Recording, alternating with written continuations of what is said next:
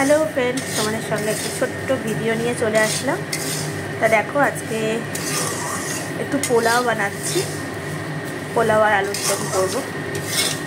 ता एखाने हच्छे प्रथमे आमी गोविंदभोग चालटाके धुए शुकिয়ে নিয়েছি। এখন একটু ঘিয়ে গোটা গরম মশলা একটু নুন হলুদ দিয়ে ভাজছি।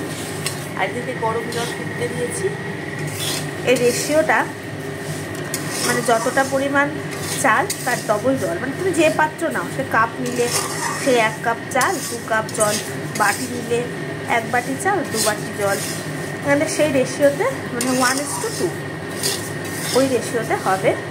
আর এবার অনেকে আছে কাজু টাজুগুলো আগে ভেজে নেয়, আমি আগে ভাজি না, আমি চালের সঙ্গেই ভাজি, কারণ আমার ছেলে একটু কাঁচা ভাবটাই খেতে ভালোবাসে। কাজুটা আগেও ভেজে তুলে নেওয়া যায়, কিন্তু আমার বেশি ভাজা হয়ে গেলে কাজু কিশমিশ আমাদের বাড়িতে আবার কেউ পছন্দ করে না, তাই জন্য আমি অল্প এই চালের সঙ্গেই লাস্টে একটু ভেজে নেব।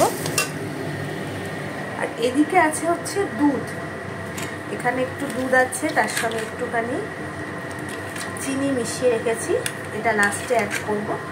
আর এর সঙ্গে একটু আমুল দুধের পাউডারও দিয়েছি। পোলাওয়ে না একটু দুধ দিলে খুব ভালো হয়। এবার এই যে চালটা প্রায় ভাজা হয়ে গেছে, এদিকে জল ফুটছে, জলটা অ্যাড করে দেব, তারপর দেখবে হয়ে যাবে। দেখো আমি জলটা ঢেলে দিয়েছি, যেহেতু পরিমাণ মতো সব জল টল আছে, তো পুরো চালটা যখনই সেদ্ধ হয়ে যাবে ঝরঝরেও হয়ে যাবে, আর আমার পোলাও রেডিও হয়ে যাবে। তো চলো আমি একটু ফুটে নাক, তারপর আবার তোমাদের সঙ্গে দেখাচ্ছি। দেখো 5 মিনিট জাস্ট আমি জলের মধ্যে দিয়েছি, আমার কিন্তু পোলাও প্রায় রেডি। আর আমি এখানে এবার দুধটা অ্যাড করে দেব।